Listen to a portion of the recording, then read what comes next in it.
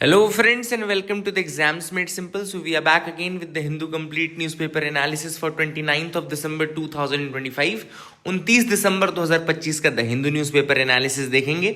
शुरू करने से पहले thank you for liking the videos. कम से कम आपने 100-110 लाइक तक पहुंचा दिया। हालांकि अभी भी जैसे अगर 600-700 लोग देख रहे हैं तो 100 लाइक ही क्यों है ये नहीं पता, क्योंकि बाकी 500 लोगों को या तो पसंद नहीं आ रहा या तो बिल्कुल जहमत नहीं उठाना चाहते। तो please do that from your and. और आप लोग के लिए एक छोटा सा टास्क ये रहेगा कि आपका कोई भी फेमस कोट, कोई भी फेवरेट कोट अगर हो तो कमेंट सेक्शन में ज़रूर लिखें, ताकि दूसरों को भी उसके बारे में पता चले और मुझे भी कुछ नया सीखने को मिलेगा आप लोगों से। तो please do that from your and. कोई भी कोट जो आपने कल पढ़ा है, आज पढ़ा है, या आप गूगल करके देखते हैं, लेकिन अगर आपको पता है तो प्लीज़ राइट डाउन, तो आपकी भी वोकैब बढ़ेगी। स्टार्ट करते हैं आज के न्यूज़पेपर एनालिसिस को पहले क्वेश्चंस के साथ, जिनके जवाब आपको देने हैं। 2 सवाल मैं आपसे पूछूंगा। पहला सवाल है कंसीडर द फॉलोइंग पेयर्स। अब यहाँ पे कुछ मैच द कॉलम टाइप के क्वेश्चन दिए हैं, जैसे आर्टिकल 32 के आगे लिखा है writ jurisdiction of supreme court, article 110 लिखा है definition of money bill, article 123 लिखा है ordinance making power of the president, and article 200 लिखा है इलेक्शन ऑफ द प्रेसिडेंट। तो आपको बताना है कि which of how many pairs are correctly matched, कितने पेयर्स करेक्टली मैच्ड है इस क्वेश्चन में। आसान सवाल है, बेहद आसान सवाल है। I hope you will be able to attempt this question. Options आपके सामने है, ओनली 1, ओनली 2, ओनली 3 या ऑल 4। क्वेश्चन नंबर 2 पर आते हैं, कंसीडर द फॉलोइंग। अब फर्स्ट लिखा है Ramsar convention, convention on biological diversity, Bonn convention and CITES. तो क्वेश्चन ये है कि which of the above are legally binding multilateral environment agreements to which India is a party. आपको बताने हैं कि इनमें से कौन से ऐसे legally binding multilateral environment agreements हैं जिसमें इंडिया एक पार्टी हो या इंडिया एक मेंबर हो। ऑप्शंस आर 1, 2, 1, 2, 3, 1, 2, 4 या 1, 2, 3, 4। तो दीज आर द 2 क्वेश्चंस जिनके आंसर मैं आपको एंड में बताऊंगा, लेकिन आपको अपने एंड से इसको अटेम्प्ट भी करना है। Please do that from your and. Attempt जरूर करिएगा, बनता है नहीं बनता इट डजेंट मैटर। स्टार्ट करते हैं आज के न्यूज़पेपर एनालिसिस को। फ्रंट पेज की एक न्यूज़ जो हम डिस्कस करेंगे वह है Myanmar begins first election since take over by the military. तो अब जो ये म्यांमार में इलेक्शन हो रहे हैं, they are the first general election the last 5 years. पिछले 5 सालों में, क्योंकि मिलिट्री जनता ने वहाँ पे टेक ओवर कर लिया था, मिलिट्री रिजीम ने ऑंग सैन सू की जो थी उसको अरेस्ट कर लिया था, ये सारी चीज़ हुई थी, आपको पता होना चाहिए, ठीक है ना। So now this is the election after 5 years. तो क्या क्या इस इलेक्शन की खास बातें हैं मैं आपको बताता हूँ। सबसे पहली चीज़ आपको याद रखना है कि म्यांमार में जो मिलिट्री जनता है, it has initiated a 3 phase general election. And कुछ फैक्ट्स इसके ये हैं कि जो नेशनल लीग फॉर डेमोक्रेसी है, जिसकी लीडर थी ऑंग सैन सू की। कौन थी? ऑंग सैन सू की, जो कि नेशनल लीग फॉर डेमोक्रेसी की लीडर थी। ये पार्टी इसमें पार्टिसिपेट नहीं कर रही है, और जो पार्टी इस समय टॉप पे चल रही है वो है यूएसडीपी, यानी कि union solidarity and development party. वही प्राइमरी कंटेंडर है इस बार की। ये भी आपको पता होना चाहिए कि जो मिलिट्री जनता है, it controls barely half of the countries township. जो कंट्री की टाउनशिप है उसकी 50% जो है, लगभग हाफ जो है वो मिलिट्री कंट्रोल्ड है। ये भी आपको पता होना चाहिए। आई होप यू गॉट क्लैरिटी। इसके अलावा रशिया, चाइना, बेलारूस, इन 3 कंट्रीज ने ही इलेक्शन को इंडोर्स किया है, और बाकी कंट्रीज ने अभी तक इसको इलेक्शन को इंडोर्स नहीं किया है। तो ये आपको पता होना चाहिए। अब कुछ न्यूज़ जो पीआईबी और इनकी थी, एक दो मैं वो बता दूं। जैसे एक फैक्चुअल न्यूज़ आर्टिकल था बिल्कुल, government declares Parvati Arga bird sanctuary as eco sensitive zone. तो इसमें आपको बताना था कि ये पार्वती अर्गा बर्ड सेंचुरी कहाँ पर है। तो याद रखिएगा, ये पार्वती अर्गा बर्ड सेंचुरी जो है ये लोकेटेड है उत्तर प्रदेश में, ठीक है। Make sure you remember that this is located in Uttar Pradesh. लिखा भी है इसमें, देखो, Parvati Arga bird sanctuary in Uttar Pradesh as an eco sensitive zone. तो this is one news which was there. And second news was related to the traditional medicine of the country. तो India की traditional medicine जो है उनको हमने इंटरनेशनल प्लेटफॉर्म तक ले गए थ्रू, एक तो आयुष मिनिस्ट्री ऑलरेडी है हमारे पास, आपको पता होना चाहिए। आयुर्वेद, यूनानी एंड सिद्ध है ना, एंड इसके अलावा होम्योपैथी, इसमें नेचुरोपैथी, ये सारी चीज़ें इंक्लूडेड है आयुष के अंतर्गत। तो लेकिन इंपॉर्टेंट चीज़ ये है कि WHO जो है उसने एक WHO का ग्लोबल ट्रेडिशनल मेडिसिन सेंटर, याद रखिएगा, WHO का ग्लोबल ट्रेडिशनल मेडिसिन सेंटर कहाँ इस्टेब्लिश किया है? जामनगर, गुजरात में इस्टेब्लिश किया है। और ये ट्रेडिशनल मेडिसिन का पूरे वर्ल्ड का सबसे इंपॉर्टेंट सेंटर होने वाला है, ये भी आपको याद रखना है। तो ट्रेडिशनल मेडिसिन के फील्ड में कहना चाहिए इंडिया का नाम थोड़ा ऊपर आया है, है, इसीलिए डब्ल्यूएचओ ने डब्ल्यूएचओ का global traditional medicine centre establish किया है जामनगर, गुजरात में। तो I hope you got clarity regarding this as well, ये भी आपको समझ में आ गया होगा। आगे मूव करते हैं, देखते हैं और क्या इंपॉर्टेंट न्यूज़ आर्टिकल्स हैं जिनके बारे में हमको डिस्कस करना है। तो you can move ahead with me, आप बिल्कुल मेरे साथ आगे बढ़ सकते हैं। जैसे कि आप यहाँ देख पाएंगे, यहाँ पे world is looking at India with great hope says the prime minister. Prime minister ने मन की बात में कुछ चीज़ें शोकेस की, जैसे कि उन्होंने किस तरीके से बताया कि operation Sindoor was a symbol of pride for India. Vande Mataram के 150 साल पूरे हो गए। वंदे मातरम काफ़ी ज़्यादा न्यूज़ में रहा इस साल, क्वेश्चन आने की संभावना है, बट याद रखना कि सबसे पहले बार गाया कब गया था, 1896 में कांग्रेस सेशन था, एंड कांग्रेस का कलकत्ता सेशन था आई थिंक, उसमें रविन्द्रनाथ टैगोर ने इस गाने को गाया था। एंड 1875 में वैसे लिखा गया था बंकिम चंद्र चट्टोपाध्याय के द्वारा, 1875 याद रखिएगा, that is again a thing.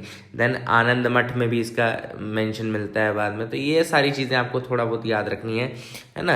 And इसके अलावा प्राइम मिनिस्टर ने शुभांशु शुक्ला जी के बारे में बताया कि how he became the first Indian to reach the international space centre जाने वाले पहले भारतीय बन गए शुभांशु शुक्ला। इसके अलावा उन्होंने बताया कि प्राइम मिनिस्टर ने बताया कि IISc यानी कि इंडियन इंस्टीट्यूट ऑफ साइंस में भी एक रिसर्च एंड इनोवेशन के थ्रू एक एस्टैब्लिश किया गया है कल्चरल सेंटर, जिसका नाम है गीतांजलि IISc। याद रखिएगा, कल्चरल सेंटर एस्टैब्लिश किया है IISc में, जिसका नाम है Gitanjali IISc, where students together practise Hindustani classical music, folk traditions and classical genre. तो यहाँ पर गीतांजलि IISc जो है, वहाँ पे स्टूडेंट्स जो है वो गैदर करते हैं, प्रैक्टिस करते हैं Hindustani classical music, folk traditions and classical genres.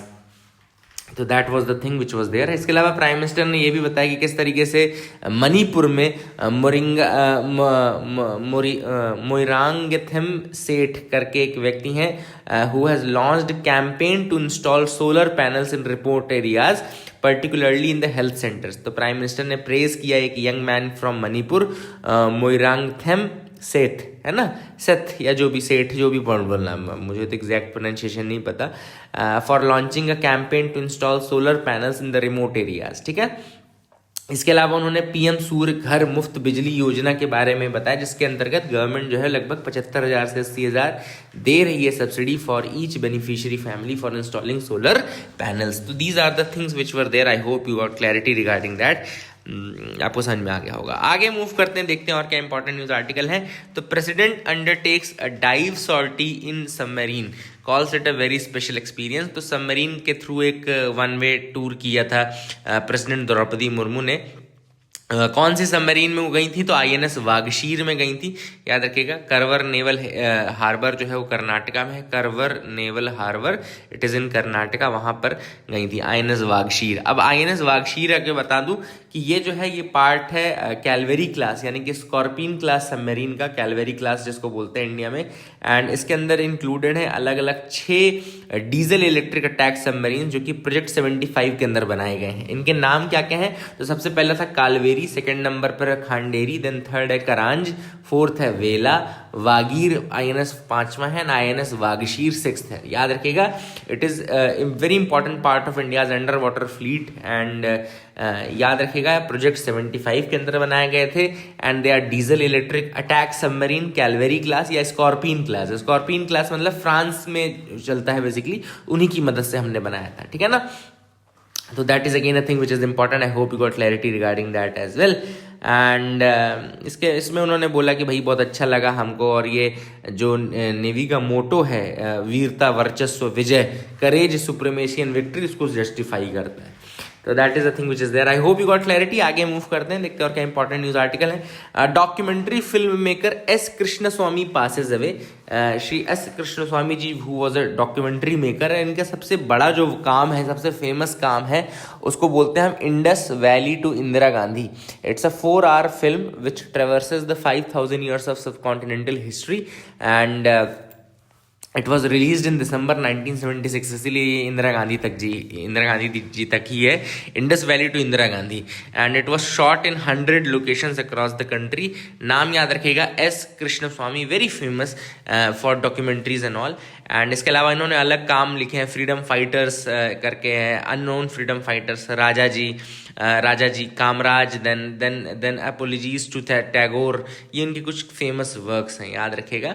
And Indus valley to Indira Gandhi सबसे मोस्ट फेमस वर्क है एस कृष्णस्वामी जी का, ये भी आपको याद रखना है। इसके जो राइट्स हैं वो आई थिंक वो वार्नर ब्रॉस ने, है ना, वार्नर ब्रॉस ने खरीद लिए थे इसके राइट्स इंटरनेशनल इसको स्प्रेड करने के। तो I hope you got clarity, आपको समझ में आ गया होगा। ये भी फैक्ट एक इंपॉर्टेंट है। Alaknanda Indian astronomers spot implausibly old spiral galaxy. अब now this is a very big news. Astronomers from India, they have discovered the second farthest spiral galaxy in the depths of the universe. तो second farthest spiral galaxy ढूंढ ली है Indian astronomers ने, और they have used the powerful James Webb Space Telescope, जो कि NASA का obvious सी बात है। जेम्स वेब स्पेस टेलीस्कोप, मतलब नासा नहीं, मतलब बहुत सारे स्पेस एजेंसीज हैं, but that is the main, and they have named it Alaknanda. ठीक है ना, याद रखिएगा अलकनंदा। थोड़ा सा मैं जेम्स वेब स्पेस टेलीस्कोप के बारे में फैक्ट दिखाई देता हूँ। So let me open the internet first, then I will refresh it. चलो देख लेते हैं। James Webb space telescope is a space telescope design to conduct infrared astronomy. तो पहली चीज तो आपको याद रखना है, इंफ्रारेड एस्ट्रोनॉमी के लिए है। It is the largest telescope in the space and is equipped with high resolution and high sensitivity instruments. And इसके अलावा हाँ देखो, इसमें ऑपरेटर मैंने बताया ना बहुत सारे हैं, लेकिन मेन नासा है। तो नासा ऊपर है, देखो यूरोपियन स्पेस एजेंसी भी है, कैनेडियन स्पेस एजेंसी भी है, तो ये भी आपको याद रखना है। And Webb was launched on 25 December 2021, 2021 में लॉन्च किया गया था on an Ariane 5 rocket from Kourou, French Guiana. तो काउरू फ्रेंच गियाना से इसको लॉन्च किया गया था एंड 2021 में लॉन्च किया गया था, ये भी आपको याद रखना है। तो I hope you got clarity regarding all these facts, ये आपको समझ में आ गए होंगे। आगे मूव करते हैं, देखते हैं और क्या इंपॉर्टेंट है इसमें।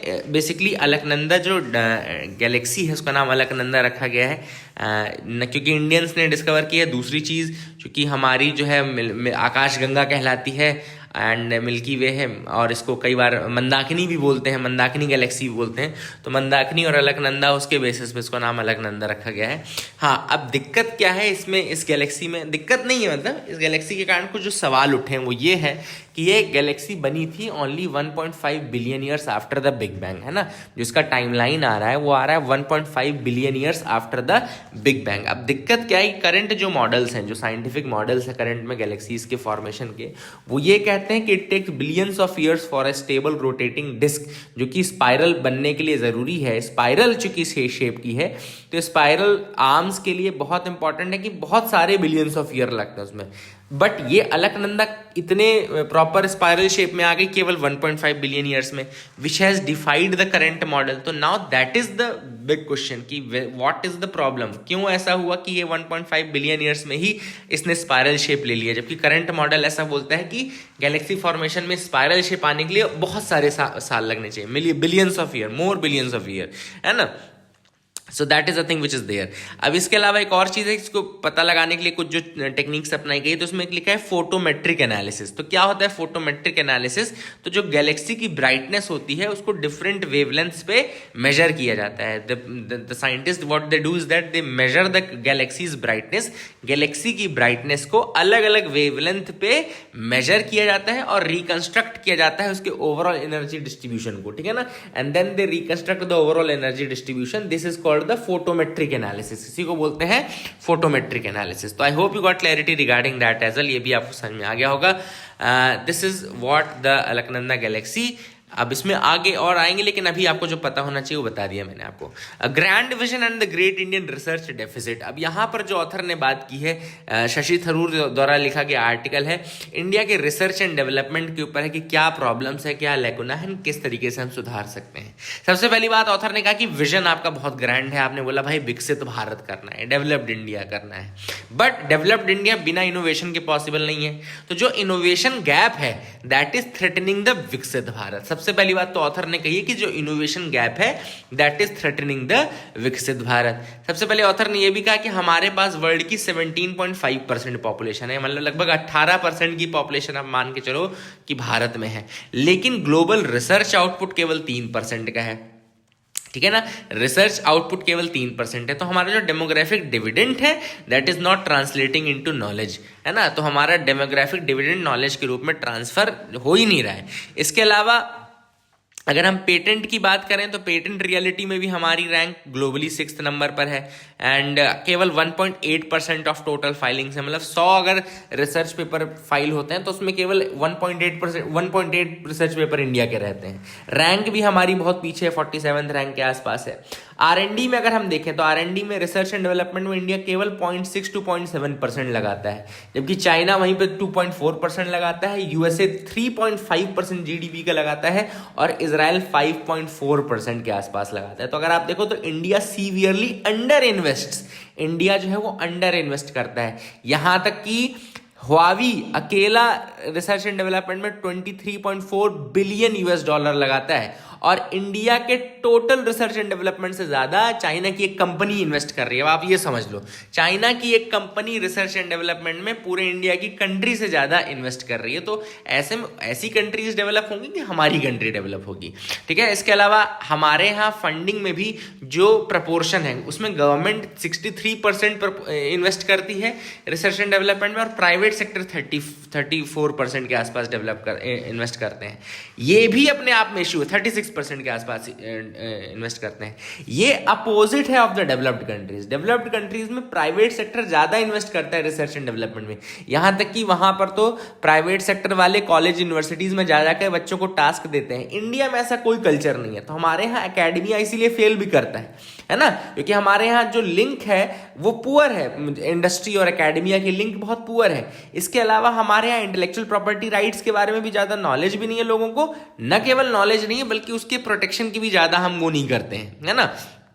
सो these are the things. Structural problem में और बात करें तो ऑथर ने कहा कि ब्रेन ड्रेन, क्योंकि हमारे इंडिया में एक तो सैलरीज कम है, बहुत ज्यादा स्टाइपेंड नहीं है, तो लोग अट्रैक्टिव नहीं फील करते हैं, दूसरी कंट्रीज में जाने की कोशिश करते हैं। एकेडमी और इंडस्ट्री के बीच में डिस्कनेक्ट है, ब्यूरोक्रेसी स्लो है, फंडिंग डिलेड है एंड प्राइवेट सेक्टर रिस्क नहीं लेना चाहता है एंड टेक्नोलॉजी कमर्शलाइजेशन भी हमारा बहुत वीक है। तो ऐसे में हमको क्या करने की जरूरत है? तो हमको ऐसे में वॉर फुटिंग मोड में अपने रिसर्च एंड डेवलपमेंट की स्पेंडिंग को बढ़ाने की जरूरत है। एटलीस्ट अगले 5 साल के अंदर हमको 2% ऑफ जीडीपी तक आना है। इसके अलावा प्राइवेट सेक्टर को पुश देना है, क्योंकि जो भी डेवलप्ड कंट्रीज हुई है ना, वहां प्राइवेट सेक्टर ने ही ज्यादा इन्वेस्ट किया है। तो the big question is, can India become a global power without becoming a global innovation leader? Answer will be no, we can not become a global power without becoming a global innovation leader. So we have the brains, we have the ambition, but जब तक हम serious R&D investment नहीं करते हैं तो Viksit Bharat will only remain a slogan, it will not become a reality. तो that is the thing which is there. दूसरा जो आर्टिकल है वो है इंडिया और ईरान के बीच का। तो इंडिया ईरान के बीच में सबसे पहली बार जो शब्द यहाँ पे यूज एक हुआ है वो है इंडिया और ईरान की जो कल्चरल सिमिलैरिटीज हैं उसके लिए सबक ए हिंदी, याद रखिएगा, सबक ए हिंदी, ये लिखा हुआ है ना, देख रहा होगा, Sabk e Hindi. It's a Persian literature जिसको इंडियन स्टाइल बोलते हैं। अगर इसका इंग्लिश नाम लोगे तो इंडियन स्टाइल है, सबके हिंदी, है ना। एंड इस पर्शियन में है सबके हिंदी और इट्स अ ईरानियन लिटरेचर जो कि इंडो पर्शियन पोइट्स के थ्रू रियलिटी में आया है। एंड इसमें नाम है मिर्ज़ा अब्दुल कादिर बेदिल दहलवी का, है ना। इट्स अ पोएट जो कि इंडिया और ईरान की जो कहना चाहिए यूनिटी को दर्शाते हैं। सो दैट इज फर्स्ट टर्म जो कि यहाँ मेंशन है, इंडियन स्टाइल। दूसरा ऑथर ने कहा है कि भैया एनर्जी सिक्योरिटी जो है वो सेंट्रल पिलर है इंडिया और ईरान के बीच में, और कनेक्टिविटी दूसरा जो है जैसे कि चाबहार पोर्ट का मेंशन किया, INSTC का मेंशन किया। जो INSTC है north south transport corridor, international north south transport corridor, it will be connecting India to Russia to northern Europe and it will pass through Iran as well. तो India को Russia और northern Europe से connect करेगा ये INSTC corridor, international north south transport corridor. और ये corridor approximately 40% shorter है and 30% more cost effective है than the traditional Suez canal route. तो स्वेज कैनाल रूट से 40% छोटी रूट है और 30% ज्यादा कॉस्ट इफेक्टिव रूट है। इसके अलावा ऑथर ने यह भी कहा कि टेक्नोलॉजी और सिक्योरिटी के फील्ड में भी इंडिया और ईरान जो है वो साथ हो सकते हैं। एंड कोऑपरेशन जो बढ़ेगा वो ज़्यादा बढ़ेगा in the field of technology, in the field of energy security. All this things have been mentioned in this article. दोनों कंट्रीज के 75 ईयर्स डिप्लोमेटिक रिलेशन के पूरे हो रहे हैं. For that reason it is there. I hope you got clarity regarding that. Venezuela के बारे में आया था कि किस तरीके से यूएसए ने वेनेजुएला के ऑयल प्रोडक्शन को क्वारंटीन कर दिया, मतलब बिल्कुल सेपरेट कर दिया. वेनेजुएला परेशान चल रहा है. Venezuela has the largest proven reserves of crude oil in the world. World में सबसे ज्यादा largest proven reserve of crude oil अगर किसी कंट्री में है तो वो वेनेजुएला में है. Yet it ranks much lower in the production and refining of oil. Production of refining में लेकिन फिर भी ये पीछे है दूसरी कंट्रीज के मुकाबले. लेकिन लार्जेस्ट जो प्रूवन रिजर्व्स हैं क्रूड ऑयल के वो वेनेजुएला में ही है और इसी के पीछे अब डोनाल्ड ट्रंप पड़ गए हैं हाथ धो के. तो देखते हैं क्या होता है, but that is the news right now. What are the rare earth elements and why everyone is looking for them? तो rare earth आप सबको पता है 17 elements होते हैं, जिसमें 15 तो lanthanide ग्रुप होते हैं, from lanthanum to lutetium, and इसके अलावा दो और होते हैं स्कैंडियम और यट्रियम. इन सब के पहले मैं आपको नाम बता देता हूँ. नाम है scandium, yttrium, lanthanum, cerium, praseodymium, neodymium, promethium, samarium, European, gadolinium, terbium, dysprosium, holmium, erbium, thulium, ytterbium and lutetium. तो these are the 17 rare earth elements. Rare earth इसलिए नहीं कि ये रेयर है, बल्कि रेयर अर्थ इसलिए क्योंकि इनको निकालना, इनकी जो माइनिंग है वो बहुत टफ होती है, बहुत ही टफ होती है, बहुत ही कॉस्टली भी होती है. ये दिस इज द रीजन, है ना. And I hope you got clarity regarding that as well. इनका क्रूशियल रोल है, बहुत ज़्यादा इंपॉर्टेंट रोल है. कुछ रोल भी यहाँ मेंशन है इस न्यूज़ आर्टिकल में, जैसे नियोडाइमियम आयरन बोरॉन मैग्नेट्स बनते हैं, which are the world's most common magnet type which involves rare earth elements. Neodymium iron boron magnets, ठीक है ना. इसके अलावा मैग्नेटिज्म के अलावा, मैग्नेटिज्म में तो बहुत ज़्यादा रोल है because of the 4f electrons जो कि यहाँ पे होते हैं रेयर अर्थ एलिमेंट्स में.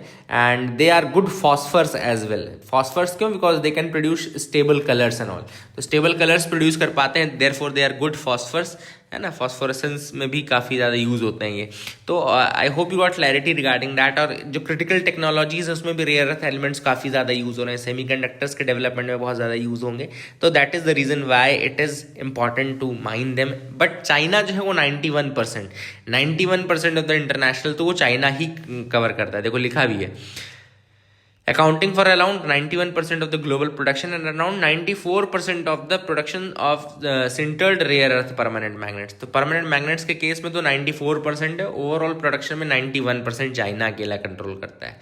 तो बहुत ज़रूरी है कि हम अल्टरनेटिव्स डेवलप करें और अपने आप को भी डेवलप करें. तो that is the thing which is there. I hope you got clarity regarding this. That is it for the day. Keep loving us, keep sharing us. आज के आंसर्स मैं आपको बता देता हूँ. दो क्वेश्चन मैंने आपसे पूछे थे, एक second, let me answer them. पहला सवाल था कि में कौन कौन से कितने करेक्टली मैच है. 3 करेक्टली मैच है. आर्टिकल 200 गलत है. ये गवर्नर के पास जो चॉइसेस है उससे होता है आर्टिकल 200. एंड सेकंड में 1 2 3 4 चारों के चारों का इंडिया मेंबर भी और चारों लीगली बाइंडिंग भी है. सो that is it for the day. Keep loving us, keep sharing us. Thank you and have a nice day.